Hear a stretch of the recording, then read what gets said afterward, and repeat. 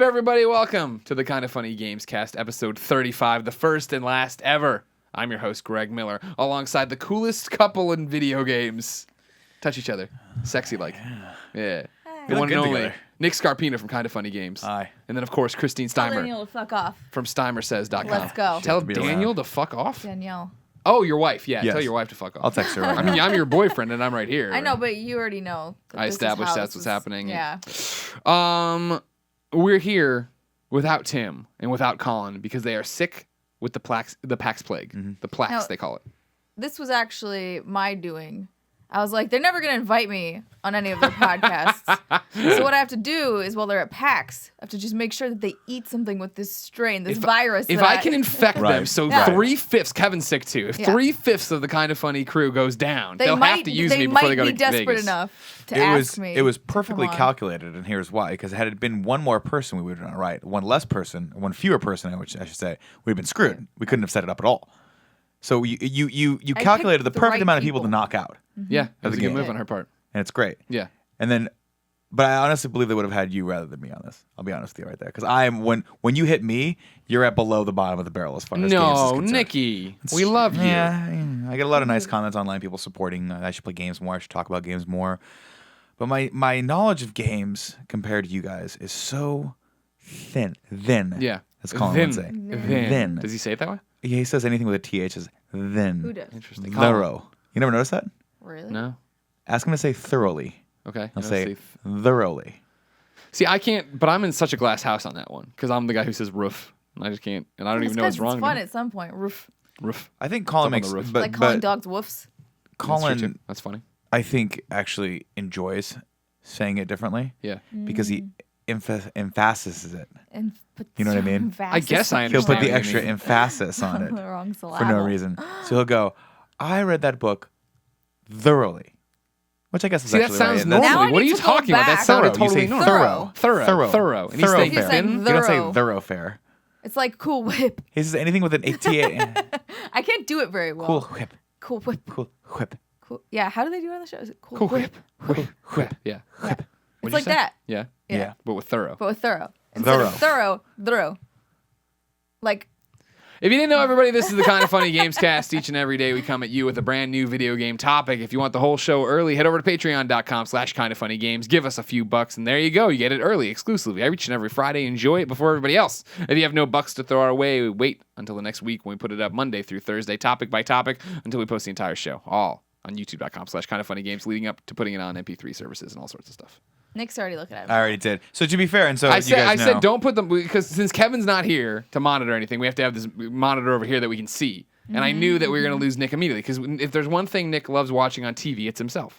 that's true. But the other reason why I'm watching the monitor is just check the audio levels and to make sure. How on they time, look? just They make look sure pretty it's good. Recording. Well, I realize that the ISO is completely set to a ridiculously high level. There's all sorts of things I'm looking at. What does right that now even mean? It's just the camera's gain is set to a level that Is doesn't that why need to be Kristine at. looks so much tanner than me, or is she just really that much tanner than me, really? No, you're just really pale. Okay, good, as long as I knew that. Yeah. So it's going to be a normal garbage truck on fire kind of episode where we talk about video games. Also, Portillo's going to come home from pet camp. day camp or whatever in the middle of it. So be prepared for that to be a huge break. But now, Nick, you kind of stumbled a little bit upon where I want to start this episode. Sure. Because I think we have some interesting things. What I want to talk about, and it's going to be a big question that I'll start giving you examples from so you can all get your little bite-sized mandibles around it here. I want to talk about how the video game industry has changed while we've been inside it. Oh wow. And I asked this because we just did PAX. Yeah. And outside of the PAX Rumble Sure. being awesome and, evacuating, outside of everybody getting sick, all this different stuff, for me, it was this very telling system of like, man, this is like in the industry, as far as like, this would have been 8 years at IGN, right? So this is probably my sixth PAX, and I didn't go to the first one, and then I got sick somewhere in the middle, right? Yep. Being there and seeing how much it has changed, and just in, the microcosm of my own video game career, right? And the fact of like, it's 2 years of doing the PAX Rumble now or whatever, right? And the fact that it's when we first started, it was I remember it was Tim Schafer and it was a couple other guys from Double Fine and it was me and it was Mitch from IGN. And there was it was developers and press, and this was the one where there was so many indie developers, people I had never met before, and then Smosh Games was part of it too. And it was just like the way this has blossomed, not that event, but PAX itself into being something that everyone has a part in. It got me getting real nostalgic for what's happened in the timeline we've been here. And so like my career is well journaled here on Kinda Funny, right? Like, you know, I started here to write reviews and then ended up now being this video game host, right? Mm-hmm. Kristine, you worked at Edelman. That was your first. Everywhere. I literally worked at like almost every job you can have in this industry. Well, you were Edelman PR. Yep. And when that was the PR arm for Microsoft at the time. Are they still? I think so. I think I get a lot of emails from people who aren't Edelman. because Joe still works there. Joe was my boss once upon a time. So yeah, they still do work for Microsoft Game Studios. Then you went to IGN. Then you went to BioWare. Then you went to PlayStation. Social, let's clarify that. Okay. I was just going to say... I didn't move to Edmonton. She made the ending for Mass Effect 3. Oh my God. Send all your comments here. Casey Hudson's been taking it on the chin for a long time for her. No big deal. No. And meanwhile, Nick, you started in this. You fell ass backwards into it, knowing nothing about games. Well, yeah. You thought you were going to get a free pack of cigarettes if you came to this interview. Yeah, no, I honestly assumed I would be at IGN for just a couple of years and just get my resume pad a little bit and learn some stuff about production, then move on. And I stayed there 9 years. Were you thinking you'd go more Hollywood? Yeah, I mean, I wanted to work in TV and film, but I just didn't have any into that, and I was tired of like freelancing. Freelancing is really hard when you first start off. It gets a little bit easier as you get older because you make the connections and then you're always kind of working and then you're turning down jobs, which is what you want. And that's kind of how people grow in the industry, right? You kind of, when you first start off doing anything, you kind of have to take whatever you want. It's the same with writing, right? You write for whoever you can write for.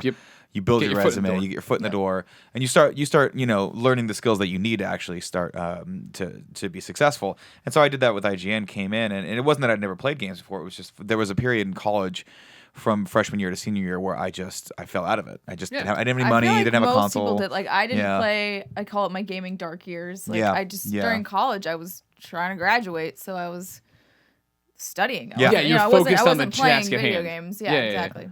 And for me, it started because video games. I didn't even know. To be honest, it didn't occur to me that there was video production jobs in the video game industry. Right. That just... To me, it didn't occur to me that there were even jobs in the video game industry. Yeah, exactly. Like, that's one of those things where you're like, oh, people make these? Right. They just appear at the store. Yeah. It's the same as hobbyists to make these. Yeah, exactly. It's very much the same if you're not really into film, right? I mean, you understand that there's celebrities that work on movies, but you don't know that there's... It really doesn't dawn on you that there's 200 people working on the film. Yeah, exactly. So for me, when I was fortunate enough, my friend worked at GameSpy at the time, which I don't even know if that's an existing brand anymore. GameSpy? GameSpy. Yeah. Do they still do the servers? GameSpy, like the server thing? No, that's done too. So I mean, at the time, IGN, which I had never heard of. Isn't that crazy? I'd never heard of IGN before I took the interview. My friend worked at GameSpy, which was down in Costa Mesa, and he worked on their back-end tech. And if you'll remember, GameSpy also had an editorial side. Yep. I believe Will Tuttle wrote for them. Ryan Scott. Ryan Scott wrote for them. Yeah, a bunch of people. We're not doing the history of GameSpy I'm and not IGN here. Get to your point. Long story short is I was like, oh, these people have an editorial staff. They're looking for someone to help them produce some video. And it was down in Costa Mesa. Yeah. What I didn't realize was that position wasn't in Costa Mesa. It was supposed to be up in San Francisco. So that's when I took the job there. I was like, there are worse places to live in San Francisco. I thought I'd do it for a couple of years and network a little bit and see if I could move my way back to LA. And now you'll never leave. And I mean, it always happened a couple times too. There were some folks down in LA that used to run a reputable shop down there on TV that no longer exists, unfortunately, that I talked to a couple times. I'm sure everyone did. That's the funny thing about games media specifically is there were so few of them in 2005, 2006, two outlets that it was like you'd go to a party and it would be the same 50 people. Right. And of course you'd talk. Right.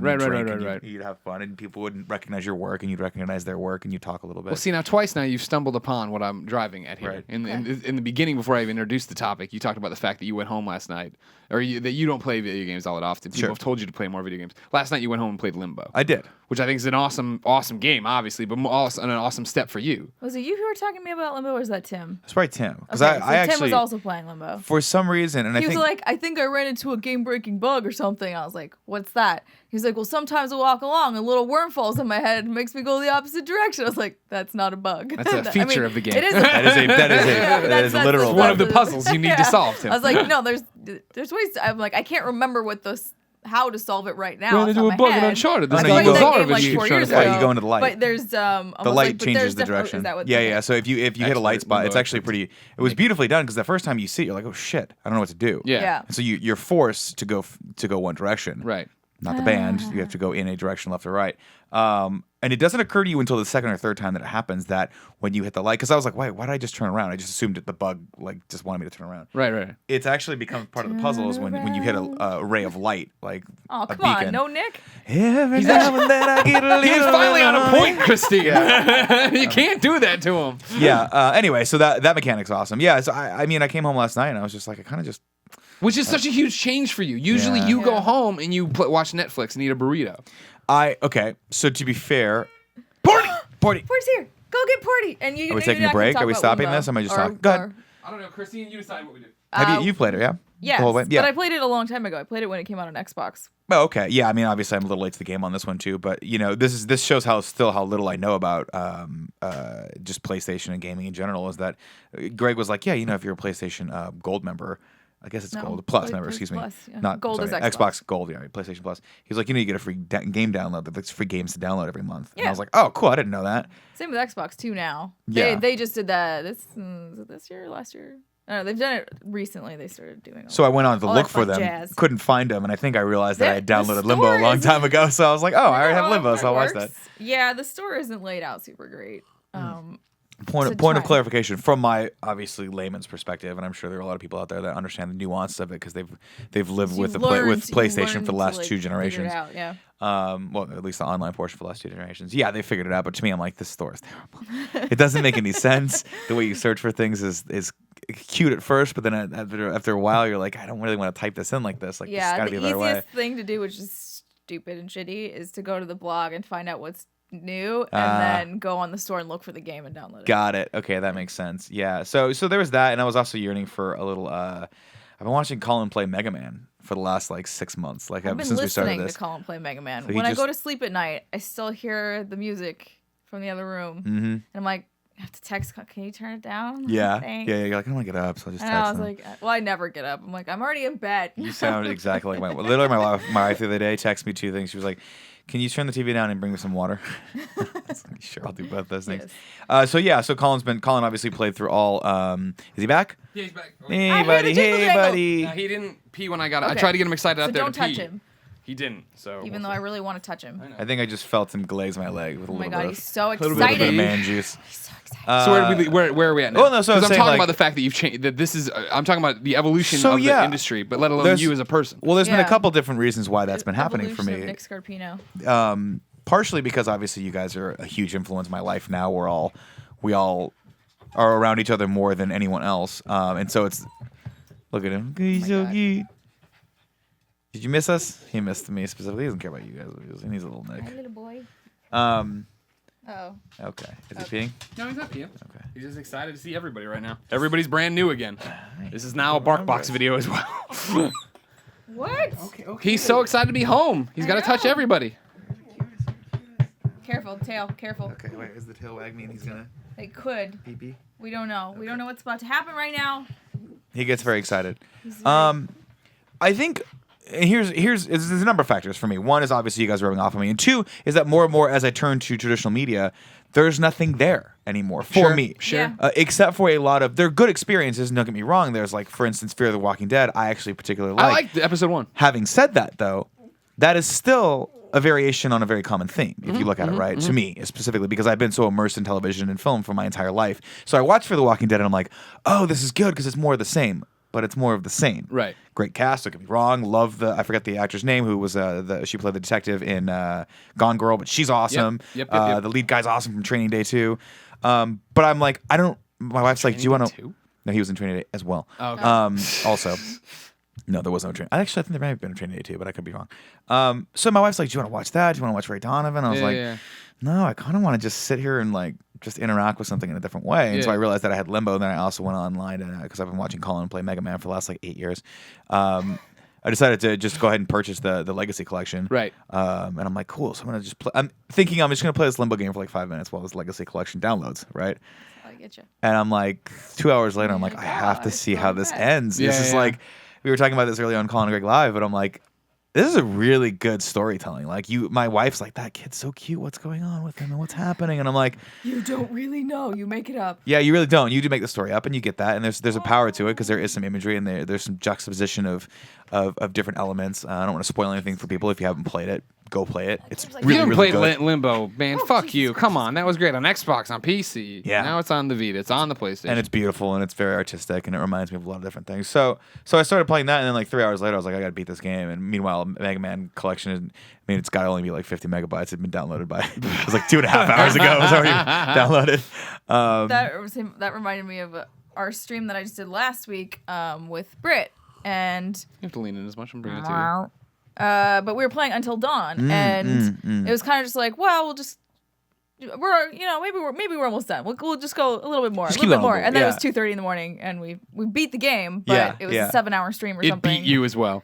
Yeah, it was fascinating because I'm like, I know if I don't finish this now, I'm probably not going to come back to it. And so I'm ashamed to say, and I know this is sacrilege for this channel because we like to uphold the letter of the law here and never use guides. But that's fine. I looked at a couple guides just You get because I was stuck. like, I'm a little stuck, and I don't really. And I'm like, I'm having such a good time in this game too. I don't want that frustration that comes with every Yeah. game.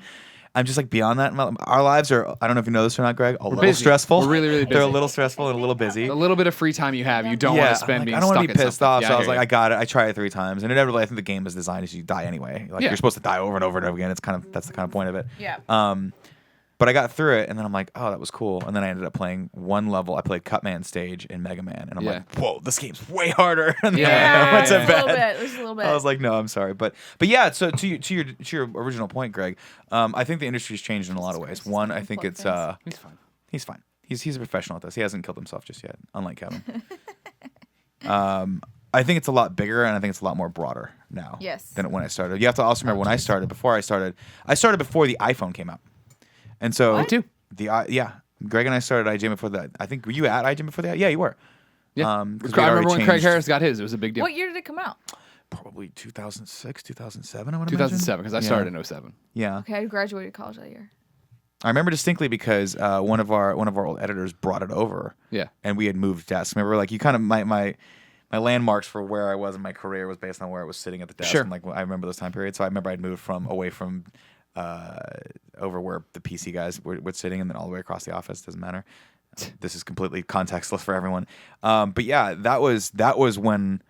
That was before mobile gaming was the thing. I had BlackBerry. Oh, yeah. And so console There gaming was was the Snake. thing. There was Snake. There was Snake. Well, remember when we were there, Levi Buchanan was Right. the IGN portable guy or Right. whatever. And And I it was remember portable, him. not mobile. It was I remember him portable, yeah. telling, well, yeah, because it was so heavy on GBA and everything else, Yeah. and 3DS or well DS, you know what I mean? Yeah. All the DS. Yeah, all the DSs. I remember him talking to me about the fact of like, yeah, you know, like something crazy is happening in Japan. Like people aren't playing handhelds as much, not how it is now, where they aren't Right. as much, and the phone games are going to be there, and we're like 2 or 3 years behind them. And I was like, You're like, whatever. And then the Right. iPhone came and changed And then everything. the iPhone came, and then social media games came, and I really think that like Facebook games came, like Farmville, and those. What I saw was I saw gaming go from a really, really not niche thing, but seen as a niche thing to now. I think people play games in the mainstream without even realize they're playing a game. Of course, yeah. And that's always the argument. Oh, are they really gamers?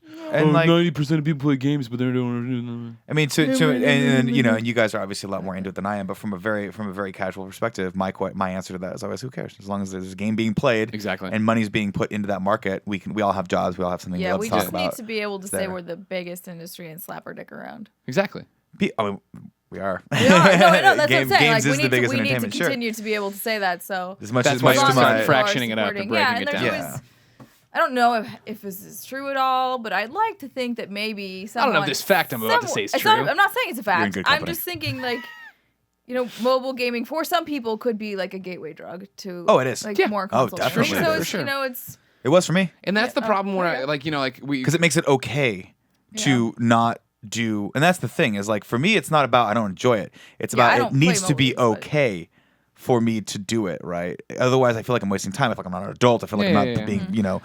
This was the argument I was having the other day with Colin when it was a one-on-one Gamescast, Mm-hmm. where he started going in on mobile We games. just sat on opposite sides of the table. Yeah, each other. Yeah. We like that. I think that's a good look. So ridiculous. Where he went, it was like Vicky Vale and Bruce Yeah, Wayne I was back gonna say then. it's exactly. Can you pass the salt? What? Anyway. Say, can you pass? Never mind. No, like the fact that he was going in on it and like basically demonizing them. He was They're saying that terrible. they're like ruining. Yeah, Sure. and I was like, but no, they don't aren't. I think understand there's a lot of yeah. crap, but I think there is good stuff that does bring people in, and that's Sure. the whole point. And like the example in our world right now, and I mean like what we're doing right now, kind of funny games, right? We just had this week of Metal Gear exclusives, right? And obviously that brought in a huge audience that weren't the best friends, the people who watch every video and are super supportive. And a lot of them were the normal YouTubers who just went in the comments, were like, these guys fucking suck, that guy sucks. Sure, shut up, assholes. And it was like, Yeah. Colin's like, yeah, this sucks, and I don't know if this is a good call for us to do. And I'm like, it was a great call for us to do because look at the numbers we're getting and then the growth. And he's like, yeah, but I don't want these people. And I'm like, you're not getting those people. You know what I mean? Yeah, like you're not. we Yeah. each one of those videos did a little over 100,000 or right around 100,000, right? And we went up in a week 10,000 subs. We didn't go up 100,000 subs. We went up 10,000 people who had never heard of us who were like, oh, I like these guys you are enough fun. to like click this button. I want to try them out and see what's going on, and that's how this works. And that's the same thing with mobile, where you cast Right. this wide net and you get a whole bunch of crappy games, but you get a whole bunch of good stuff. And yeah, my mom's playing games on her. I think she was one of the people playing Candy Crush or something to that effect, right? And that she's not going to go buy a PlayStation 4, but there are people who would. Like the Wii was a Sure. gateway to my mom getting her first. She bought a DS after the Wii, and I was like, Did she what? play it? No, she had a horse game. She couldn't figure out how to feed the horse, so the horse kept dying. Now, to her credit, I played the game one Christmas for her, and I'm like, couldn't figure it out either. Really? It's just a Did bad, you let bad the game. horse Just die? a shitty ass What game. was- Well, you just walk around. There's no way to feed this fucking horse. It's not like Harvest Moon or anything. No, was it's not. it? No, it's not. That's the whole point. It's not a good What game. was it? I want to know what Some it was. shitty ass horse game. So do you think it's too much of a leap to assume, and I'm sure maybe I'm drawing parallels just because of my background. experiences just at PAX, but you're looking at a game like Lara Croft Go. Yeah. I don't think it's that big of a leap for someone who is a very casual gamer who has an iPhone 6, who's like, I just want to download something cool. It's $4 or whatever it is, or $5. Yeah. To download that and go, oh, this is kind of cool. There's puzzle elements to this, and then see that there's a bigger experience on a console waiting for them or on a PC waiting for them, and then think, there's something else out there. And I'm not saying that that's a huge leap for them going and then spending $500. Sure, figuring out how HDMI works, understanding what But no, online is. You're doing it, and honestly, you've done it again. Tripped onto another one of my points here of the industry changing in the fact, and I think I said this during the panel. I hosted the Lara Croft Go panel, right? And I talked about how the fact of it's the 10-man team who's working on Lara Croft Go, right? And they're putting out because they love it and they think it's a cool idea to do these mobile games. That the guys who did Hitman, they found like a calling with it and like a freedom to do stuff there. And what's fascinating is I've talked a lot on this show and on every other podcast I've ever been on about the spectrum and how THQ fell out. There is no more middle. You have to be AAA or you're indie, right? Right. Yeah. And what you're seeing with them is Square Enix saying, that's correct. Let's make that for us. Right. So Square Enix is like, we have AAA and we have people Right. making these mobile games. Why that can bother go make playing in the money. middle area? That because they shipped it in a year, and that's not a negative thing. That's not a bad thing to say. You know what I mean? Like Madden, oh god, they're on a 9-month cycle. They never get to innovate. Blah blah blah. Right, And these right, Hitman guys did that with Lara, but it's a different game. And so you get to bring that in internal, right, where Sure. you see what's happening in the industry, and rather than fight it or put all your money or eggs into one basket, right, you're trying to accept that new world. Yeah, for and, yourself. I'm and that's. wondering- I'm sorry. Go ahead. I was gonna say, I'm wondering though, what audience you are hitting, because I feel like there's still crossover with people who are, for lack of a better term, hardcore gamers, core gamers. core gamers, and then. Bye, Nick. But they also play Okay. some mobile games, i.e. Fallout Shelter. Sure. Like, the people who grabbed Fallout Shelter probably aren't your mom or dad. Right. So, like, what market are you penetrating there with these games? With is what Lara I'm wondering. Croft? Yeah. I think Lara Croft has a great example of... Like, Lara 'cause- Croft might do better because it's Lara Croft. And- And, like, and- Lara Croft people know that and they name. kept it retro. You know what I mean? And so I think it is... You're talking about, that it's not beyond reason, but it's not going to be the overwhelming majority of players who go out and toss down $500 Sure. and get it. But there are going to be those people who are like, oh man, I played Lara Croft on my PS1. Yeah. Like this thing, I have this device. It's #1 in the App Store. I've heard it's doing really well because it's doing really well critically, right? You get in there, you try it, you have fun with it. You're like, oh man, I did like Lara. I remember Tomb Raider. Maybe I want to look into what's happening with Tomb Sure, Raider. You know sure. what I mean? There's a nostalgia factor, and obviously Yeah. they're playing on it. And I think it obviously works really well for the opposite direction, where if you are a console gamer and you're like, I really need something fun to play on my phone, I'm on Fight the PAX or whatever, I'm on my train, then there's not, I don't think that's actually not a leap of logic at all, because now I'm considering doing it. Yeah. I'm like, oh shit, I got a flight to Vegas, like I should download that and Yeah. just play it on my phone. And that's the thing. Yeah. And I think you see them. I think these games do lay groundwork for young people to become core gamers. You know what I mean? Like that was, I don't know, I feel like young people are already core gamers. Sure, but I mean in this respect, right? Because like for me, touchscreen and everything else is so foreign. You know what I mean? I don't Sure. really like it. I played Lara Croft for the panel, and I was like, oh, these are fun. This is fun, and this is relaxing puzzle game and stuff. But it's like, I'd rather play Persona 4 Dancing all night and have buttons and inputs, da. And so it goes the opposite. Where when Ryan Payton originally pitched me Republic, and I was like, Jen Hale and David Hayter, and it's gonna be stealth, and I was like, this sounds awesome. And I got on the plane and played episode 1. I was like, it's cool, but I just can't get into this. And then at PAX this year, I got to go to their booth, which was they had such a huge presence. I don't know if you saw this. It was over in the gung ho. You know what I'm talking about? Yeah, the one that looks like that looks like a vibrator. It was over there. That? Giant Bomb had an expose on it once. Got it. Went over there and played it with the PS4, and I mean, immediately clicked, and I was like, "Fuck, this is perfect! I can't wait to play this game."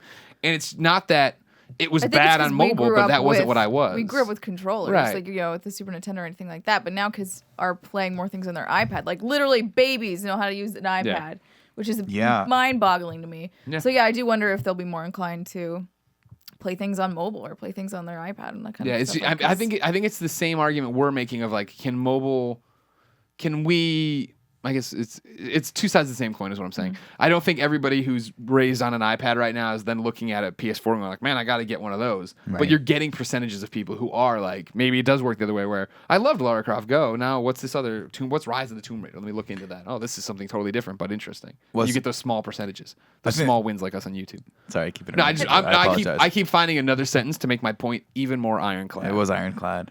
And for me, again, as someone who views himself as a relative outsider, I think there's a lot of entry points and a lot of roads that lead to that, right? For me, again, the idea of where video is at, where specifically video services like Hulu or like Netflix are at, is that they require an additional piece of hardware to be in your living room if you don't have a TV that's newer. So my TV was a quote-unquote smart TV that had the Netflix app, but they stopped supporting it. And literally, there was a thing that popped up. It was like, this app will not be supported after like August, whatever. And luckily, by then I had a PS4. But I'm like, oh, shit. Now I have to acclimate myself to using the PS4 as my media console for my entire living room. And my wife has to too. And my wife now knows how to turn it on. Now she probably knows more. To be perfectly honest, she probably knows more about it than I do because that's how my wife rolls. Because my wife has patience. Studies the PlayStation like I'll be 4 like, all day. I don't understand why this stupid store has to like. Why am I scrolling through letters to search for shit? This is where the settings button is for this one thing they have to turn off. She'll be like, Nick, it doesn't power off. It just powers down. And it still keeps working in the background. I was like, oh, tell me more about it. It's on standby mode, yes. Yeah, it's on standby mode. I don't like standby mode. No one likes standby mode. There's a lot of weird. There's a lot of nuances. A lot of great ideas that just don't pan out. It just never panned out. Well, I just don't like it because it's in our bedroom, and I don't like it. Still makes a sound. Yeah. Your PS4 is broken. Your PS4 needs to be repaired. Look, all of my PlayStations have been broken. The one in the living room. Okay. All of mine. Yeah. I was gonna say the mine in the living room, quiet. Yours is always making noise. It just makes like a.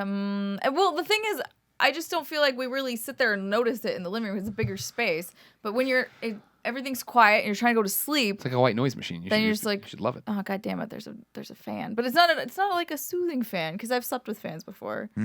Were they better than me? They were. They were much more soothing. I don't know about better. They're bigger. But then also the Xbox is a lot of shit. We have to leave that unplugged. Yeah, the Xbox for sure makes noise. Like we have to pull the power out. My biggest problem with the suspend mode, and this is now totally off the topic. Yeah, where we're we've off the gone. rails. But one of my big complaints, and I tweeted about this, and most people are like, that never happens for me. The amount of times I turn on a PS4 in this house. Yeah, your PS4 is broken. Yeah, but yours does it too. Like yours did it last night. Yeah, just like because what we're doing, we move PS4s around this house so much that if they're in suspend mode and you hold down the button to send them in power off mode, you stand back, you give it a minute, you watch it you explode. unplug it. You do whatever you do with the other PS4. You plug it back in 9 times out of 10. I was shut down improperly. I'm rebuilding the database. It's like, motherfucker, like, I put you into hard off. Like, what else do I need to do? Yeah. And I'm sure you have to sing it. Yeah, lullabies. You gotta just like hold it with you, bring it with you all the time. Make it feel really just like you're paying attention to Make it. it feel loved. One of the other things you had stumbled on, about how the industry has changed that I thought was very obvious because you're getting beaten over the head with it this year around, right? Is you talked about you're talking to other people flirting with this. You're talking about G4. You're talking about when G4 was a thing and it was doing stuff. And I remember going to Comic-Cons and PAXs, and my mom or my aunt really, because my aunt doesn't pay super close attention, but being like, hey, I saw E3 on the TV. Like, are you going to be? I'm like, no, that's a competitor. They don't really do that kind of thing. And now the fact, of course, that they are gone, and like everyone is either on Twitch or on YouTube, and now YouTube. And the YouTube gaming's presence obviously was huge at PAX this year because it was, day one pretty much. They wanted to get out there. The fact of like I was saying, Smosh was there, and they had, on the GameSpot and IGN State, when they'd be doing it, right, they'd have these other YouTubers that I didn't even know about that are just popular with Let's Play community, or Rooster Teeth themselves running it, you know what I mean? Rooster Teeth. Because there's like a Let's Play panel. Yeah. And that's the thing of just like, I remember when I first found out about Rooster Teeth, or like, and not found out about, but like actually had Tim explain to me what this is. Like, I've heard of Rooster Teeth. I never went super into it. Okay, they make red versus blue. But then when Tim was like, well, yeah, but they're this insane community that can, millions of views on every video, diehard fans are like, oh, I didn't even know about it. And now, having flipped that script where I go to RTX or I'm on the Gauntlet or I do whatever and have to explain to people, like, oh, I'm going to go shoot this thing with Rooster Teeth. Like, I don't know who that is. And I'm like, you're PR. Like, that's crazy that you don't know who these people are. You know what I mean? And now you see them, for lack of a better term, they're one of the big three, right? Because it's GameSpot, IGN, them on the YouTube gaming. It's like what you're saying, those panels made me think of, PAX this year was a little bit of a mini VidCon, but just for the gaming stuff. Whereas, I went to VidCon last year, not this year, so you'll have to tell me if that's changed too. But when I went last year, there was like almost nothing on gaming. There was one panel, and just a bunch of teenage girls screaming after like all the beauty YouTubers or all of the more like comedy, whatever, like Jenna Marbles, like those kind of people. But there weren't a lot of gaming YouTubers that I saw there. I would say that's still I'm kind of wondering if it's like gonna maybe that stuff's gonna start morphing more into the gaming convention versus VidCon. Oh, that's a good point, I guess. Yeah, that's good. Or they'll go to everything. I don't know, because there's 1,000 cons and everybody has to go to all of them. Oh, bye, Porty. He's a million degrees, so I'm sure he's going somewhere cool. No, hey, where are you going? Okay. He's walking in Colin's bathroom. It's cold tiles. I don't want him to. He's just gonna sit his little belly on there. Did he do it? No, but I'm just imagining him doing that. It's cute. It's a cute image. I love that. 11 lens. I wish it were okay for a 35-year-old man to do that, because I would just lay down on that tile too. I'm so hot right now. Interesting. You touched on another thing that I want to talk about a little bit, which was the idea of the concept of Let's Plays. And those were something that if you had talked to me about 5 years ago or 6 years ago, when that idea started being generated, I'm like, that's dumb. No one's going to watch someone else play a game. Flash forward is now it's a mainstay. It actually is. It's something that people. And you talked a little bit about, will those mobile gamers ever, or the younger kids ever translate over to console gamers? And I think absolutely yes, they will, because as they're watching Let's Plays on Minecraft, or they're watching their friends do that, and it's natural if their friends start progressing that they're going to start watching those kinds of videos as well. Right.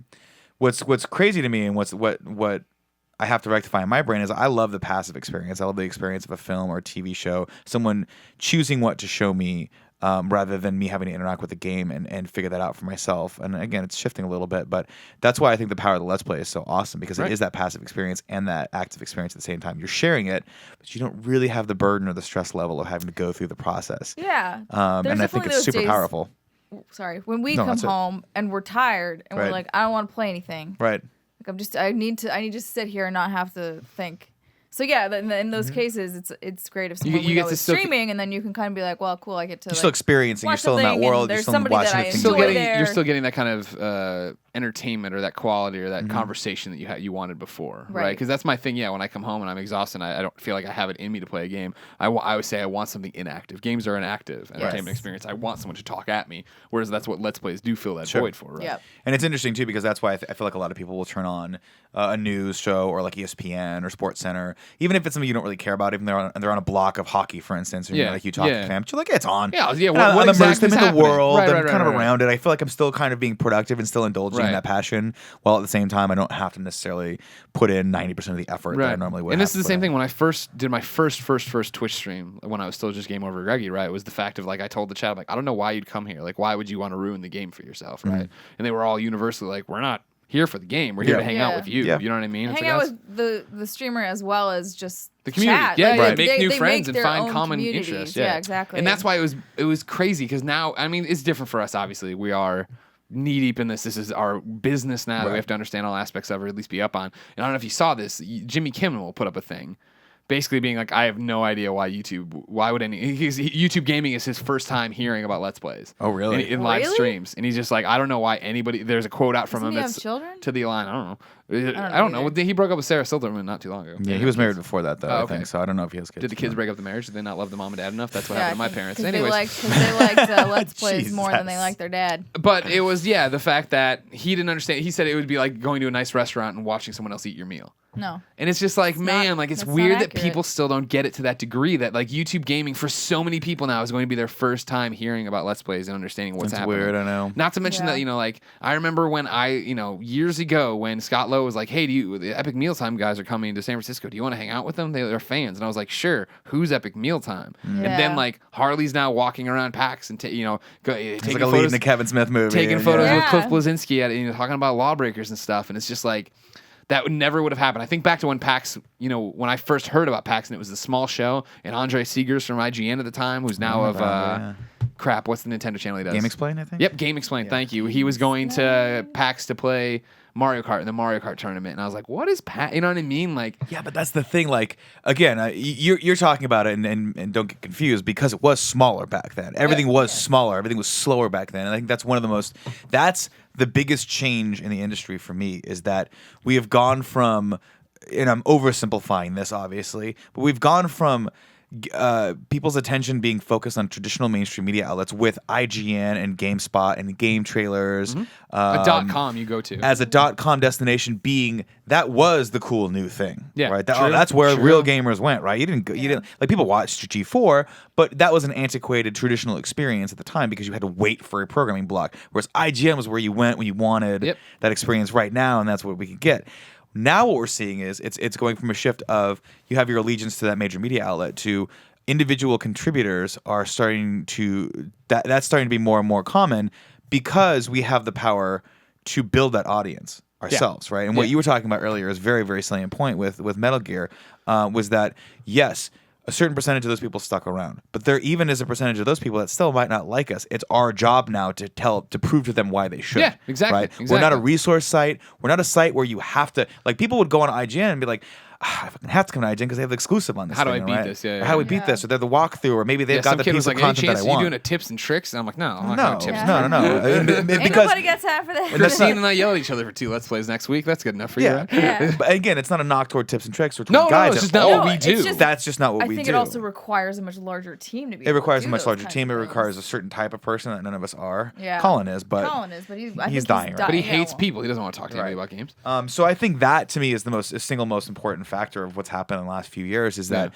as a content creator, you go out there and you build your audience, and you can do that, and it's really powerful because whereas an IGN or a GameSpot might have a 50-50, like to dislike ratio on what people are saying in the comments, or there are just those people that want to come out, you have the ability to have a much smaller, focused, awesomer audience that will just support what you want to do. Friends. And you don't, and I think that's been one of the most fascinating things about watching you and Colin is that instead of having to, like when Colin was on PlayStation, when you guys first started, you had to play everything, and now you get to just play the things you love, and show people why you love them. Yeah. And of course, there's always going to be 1 or 2 people that are like, you can't fucking play Metal Gear, you're so stupid.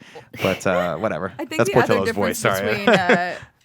between something like an IGN or a GameSpot or anything versus what you guys are doing is that IGN and they're big, so like it's a little bit disjointed. They don't really have a solid opinion on anything. Sure. So like there'll be an article right? that goes up that's I love Metal Gear and it's by Greg, and then there's another article like the next week that's I hate Metal Gear and it's by so and so. However, to a viewer who is not looking at bylines or anything like that, they're like, what the fuck is this site? Like why? Like you don't have a standard opinion on anything, and so I think it's easier that a product than of the time, for people. though, right? Yeah.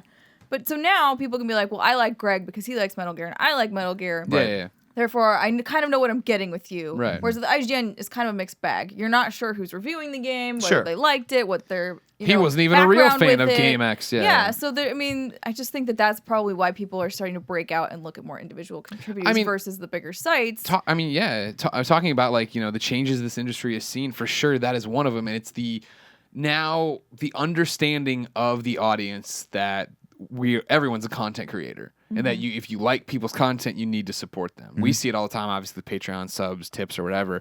But like everyone is waking up to that fact of you know what I mean? Of like, people can well, I don't need to listen to everyone. I can listen to the people I care about and get there. I can go listen to the Jimquisition and see what he's saying about this and feel like I understand. My money's being put where I want it. And it's true, and that's very powerful too. Like when I would read reviews, I would purposely remember, obviously, and you have people that did this too. They would trust you. They would be like, I like Greg Miller's opinion on this because when I played the game that he played, I saw very similar things to what he saw in it, and I got a very similar experience to him that he had with it. So I trust him now. I will go and look for his reviews, and if he doesn't review a game that I like, I'm a little disappointed, right? Yeah. And so that naturally Greg review this? Right, and so that's naturally sort of transferred over to, well, people kind of followed us over here, and they're watching what we like on this channel. But instead of looking for like, hey, I'm going to play this game, I wonder what they think of it. They're just watching us play games and go, oh, I think I'm going to play that game. Yeah, that looks fun. The looks reviews fun. in That's action. cool. The reviews, right? Exactly. As it goes. It's not, and I think that's been one of the fun things for me about this whole thing is that we don't need to necessarily, we don't have that pressure. There's no pressure anymore. Right? Sure. We have a pressure in that we want to come through for people that are watching our content and give them a fun, and entertaining and well-informed experience. But like this morning, I had to show up because Colin was sick. And so I came a little earlier and made sure we were okay. And that's a pressure that I put on myself just because I really want to make what we're doing as cool as possible for the audience. But in reality, had I not read a couple of those stories, it would have been okay. I mean, it's just fine. Like I could have relied on you, or we could have talked about something else. And we always have that luxury, which is nice. But I don't know. I mean, it's weird, and what's crazy is it's ever changing. Like it's so fast. 3 years from now, we'll look back at this conversation, and we'll have been seeing the trends here, whether it's virtual reality, whether it is I don't like virtual the reality. rise of YouTube gaming. Did you I use tried it at it PAX? again. I tried it again at PAX. I tried Oculus. I still haven't tried Morpheus, even though I used to work for the company. I just never got around to trying it. Shuhei wouldn't let you. He'd come on. Work I know harder. they were like, "You're not allowed." Take off the actually. visor, Get out. Steimer. But I've tried Oculus twice. Once was I think a year and a half, 2 years ago, at Indiecade, and then I just tried it at PAX again. And I was just like, "Nope, this nope, not my thing." No, because it's too heavy on your face. Like I'm like, I feel like I have 10 pounds on my face. That's not something that I can sustain for longer than this 10-minute demo. Sure. Yeah. So I'm not gonna sit there for 7 hours playing Fallout with a thing on my face. Like no. And then still made me sick. Yeah. See, I had that problem too. We did Morpheus man. We did Morpheus, man. It's a ride of your life. Woo! At Comic-Con, and I was like, this was awesome. And then I walked to the bathroom, and I was like, what the fuck's happening to my face right now? Just, Yeah. As soon as he put it on my head, I was like, God damn it. Nope. That's hard. I got a little Didn't fix it. claustrophobic too. That's going to be fascinating. It is going to be fascinating to see, even a year from now or 2 years from now, what are the trends? What's going on? Yeah. Because it's not like it was. Everything was so predictable in the 80s and 90s, specifically the 90s, right? When everyone was like, okay, games are a thing. We know that consoles are going to be... Next system will have more horsepower. Be exactly. It's 4 years, and then we're going to start seeing another one, right? And then PlayStation, there was like an Xbox 6 was like 7 years. 10-year life fuck's cycle, happening? Yeah. So yeah, it's going to be fascinating because everything's getting exponentially faster out there. So we'll see. We'll see where it goes. Topic number 2. Kristine and Nick, what's the perfect DLC? Red Dead Redemption, Undead Nightmare, 10 out of 10, IGN.com. You reviewed that. That's a good one. did That's a good review one. that. That's a good point. That's a perfect one. And Nick, how do you feel about this? How do I feel about You don't have to the pick perfect one. DLC? What is the perfect DLC for you? No DLC. Really? I don't want it. Once I'm done, like I finished Arkham, I saw the 1989 Batsuit, I saw the Batmobile from the Tim Burton movie. I was like, that looks cool. Why won't you give them the $4 or whatever It they depends want? on I'm the already done with the game. game. I beat the game. It's See, fine. I'm done. you don't get, I think, is into, like, I don't get this way about every game. Right, But there are those sure. specific, like Witcher, super excited about those expansion packs. Well, here, Right. time I know out. nothing about them. This is piggybacking this. I'm bringing this topic up because of just as why I'm putting it into our popular mindset right now. Today, the whole Dragon Age Inquisition thing, the DLC on Kotaku is 2 years later. So they wrote here. So you and your companions saved the continent of Thetis. Yeah. Thetis? I said it right. That's a new one. I never say anything right. From certain doom. What have you done for them lately? Find out September 8th, Trespasser, a downloadable epilogue for Dragon Age Inquisition that picks up 2 years after the main story ends. What happens to the world-saving organization when the world no longer needs saving? That's the theme being explored in Trespasser, the final single-player DLC for BioWare's role-playing epic game. And then it goes da-da-da-da-da. I'm excited. This is also today they announced Uncharted's release date, March 13th. 18th, I thought. Damn it. You're probably right. I'm bad at that stuff. Anyways, more importantly, they also dropped the news in there that there's going to be for the first time ever single player DLC for Uncharted. I was saying in the Twitch chat that I was hoping it would be a therapy session between Elena and Drake. They can got they some just shit. be happy? They gotta get some can shit they they gotta just work be out. happy? Every fucking time this couple's together in these games, something horrible's happening. Can they just be happy together? That's why Nick? they need some Can therapy. we open up and they're happy, Nick? They don't lie to each other. I don't lie to my wife about anything. It scares good. her. My wife has this new thing. She's like, she asked me this question. She's like, do I need to be worried about this? I'm like, no. Because I'll let her know if she has to be worried about anything ever. What have you told Like her about what? before? Like Oh, when just we're getting ready to What quit? does she need to worry about? Partying, quitting, going, like, Signing people's bras. Were any of those signing yes? people's bras is a perfect example of it. And she was like, do I need to be worried about any of this? I'm like, no. She's like, okay. That's Cool. it. Cool. No, I mean, she married me for Christ's sake. Did she know She knew what she was getting Her herself. life's She knew she fucked ruined. Just kidding. But yeah, I mean, look, You're I crazy. No DLC. well, okay, so for me, Yeah. like, I don't know because you have to understand. I'm used to 2.5 to 2.5 hour experiences. That's how I like my entertainment, Right. right? But because of movies, because of TV, because of film. Even when I watch a TV show or like a 30-minute like episodic show, Sure. I'll watch like 4 of them and then I'm done. Like I gotta go on to something else. My brain doesn't have the attention span. ADD, for it. like So you're talking crazy. about when you're talking about was it Dragon Age that we were just Yeah. talking about? Yeah. How long was that game? How long did you play that game for? Because you were a big. It's I thought hard you were a big because- Guild Wars fan, but you were a big Dragon Age fan, right? I mean, I'm both. fans of all of the things. Of all of the There's anything some that has kind a of fucking All of the sword and fantasy dragon with a things I'm magic. into. It's fucking So hurts. let's take Dragon Age, right? How many hours approximate did you think you put into that? Here's the thing. that series. The game clock, I think, was around 100 hours. However, I stopped and restarted to get my character right about 10 times. And I played a few hours of each of those characters Okay. before I realized I didn't like them. And real quick, what's understandable. your Guild Wars game clock at? 1,100 hours. Holy fuck! Holy shit! How many hours are in a year? Can someone tell us in the comments? Like that's. I mean, look again. I'm not in any way, shape, or form criticizing you for this. That is how you want to spend your time, and you love that, and that is fucking awesome. And I can't take that away from you because let's be perfectly honest. I've watched all of the seasons of Psych, so I have no leg to I used stand to on as watch far as Psych. this. I love Psych, right? Yeah. But I'm not judging you for how you choose to spend your time. It's just for me. I get like we were talking about Deus Ex earlier, right? Because Yeah. they announced The release pre-order date- campaign. pre-order thing, campaign. yeah. Augment your pre-order. You see this today?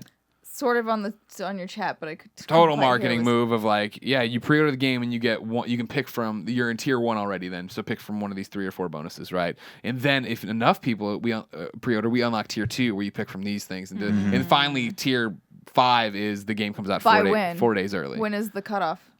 I assume 5 days before the game comes out. Yeah. Really? And we don't know. I don't know. And it's percentage based, not. And they're not dollar-based, high, so- they're showing the number, so it's got to be like I guarantee they're gonna hit that pre-order number, but I guarantee 3 days beforehand, before the cutoff, they're gonna be like, "We're so close, everybody pre-order, please." And then you they're get just all gonna these be like, bonuses. and then regardless of whether or not people actually pre-order, they'll just artificially bump those numbers up. Well, we don't know the numbers. That's what I'm saying. Yeah, they're 'Cause controlling you the can do that, 'cause percentages. You can be like, whoa, oh, it just magically went to Oh, 100%. yeah, yeah, Good exactly. job, everybody. But you were saying, yeah, you Well, want to so, play that game. You like the first game. I like the game. I liked it, But for me, with the way our lives are, with these longer experiences like these RPGs or any of these games that have side quests and leveling systems, things like that, I just forget where I'm at. Like I leave for 2 weeks or 3 weeks to go to Vegas and TwitchCon and PAX and all these other things that are happening, and I come back and I'm like, all right, I know my character is Adam Jensen.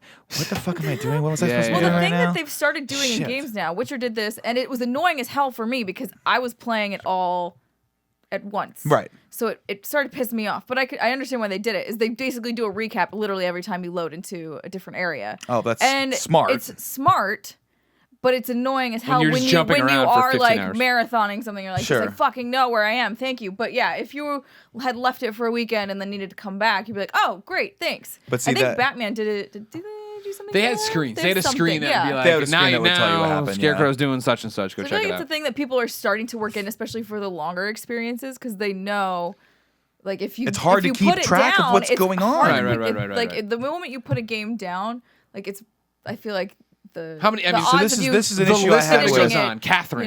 Catherine Just tried to pick Catherine back up after a week Yes. off. I was Dude, like, I don't know what Mass the hell Effect Yeah, 2. same. Try to pick that up. I was like, people were like, oh, the story in that was so great. I was like, I have no idea what the story was because I played it over 3 months.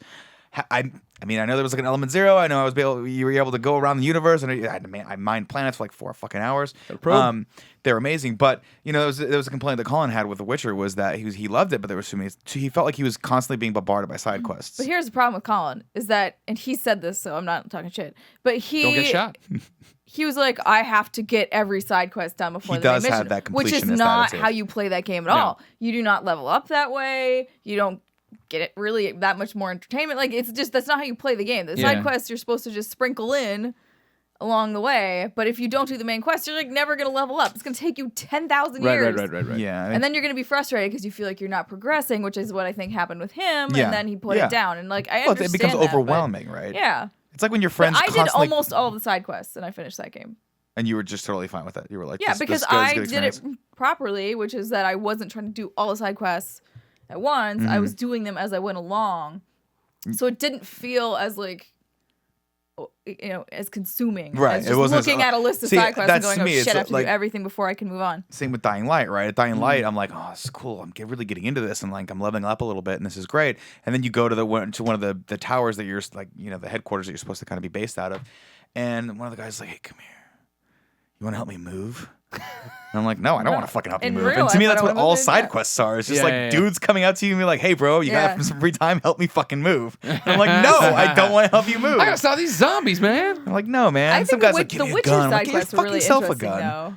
though. I mean, I haven't played The Witcher, so I don't know. know. But I mean, it was the same for me. It's the same with me for that. It's the same with me for Dark Knight, where it's like with Arkham City, I was like, Zaz was going around killing everyone. I'm like, good for you, bro. I hated those. You killed phone everyone. calls. Yeah, like the phone kept ringing. Eventually, the phone would ring, and I'm like, I had so much stress have at to get those this. those like 2 minutes of trying to Yeah, get trying there. I to was get there in like, time. It's too just much. go, Batman, go! God damn it! Where's the You know. magic fly button that makes you go 10,000 times faster than this? you have to level up to it by I doing know. 50 I side didn't quests. do that. Yeah, exactly. That's why I was like, God damn it, you're so Hey, slow, it's me, Batman. Nightwing. Batman, help me move. Hey, man, you free right now? are I got following this your truck couch. I got to around. get down to the That's third how it floor. works. Yeah, it's true. But I liked those side quests because they had Nightwing. All right, well, this isn't a side Anyways. quest conversation. No, I DLC. just For felt me, like- it's I want. This is what we were talking about a little bit on Colin and Greg. Is the fact that I want single player story DLC. Sure. I Yes. want more of what I already loved about a game. Sure. Yes. And so that's why, like, when they're like, Mass Effect 3 had tons of DLC for the online, multiplayer. and even Uncharted 2 and 3 did too. Stuff where it's like, all right, now we're doing this to put new trophies in, but it's all multiplayer. And I'm just like, that's not what I care about. Batman did it. They used to do it with challenge maps, and they still do. Sure. But then they did Batgirl this time around. And then when they said that, that's when I was like, here's my season. I'll buy Yeah. the season pass up front. I want Right. that. Plus, you're talking about more character-driven Sure. pieces later on. Sure. It won't be But as I wonder big. sales numbers on that though.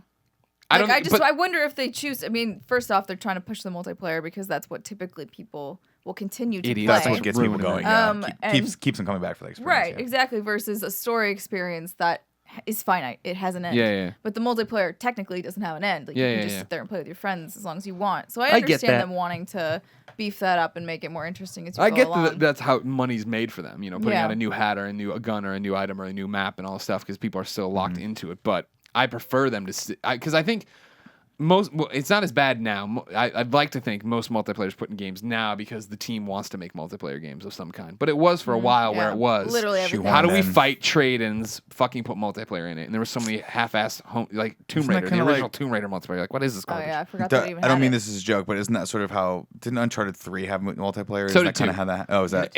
That was, I mean, maybe that's where it started from, but people really do like that multiplayer, really and like it's it? good. It's one of the few ones I get into. You know what I I mean? liked Mass Effect's multiplayer.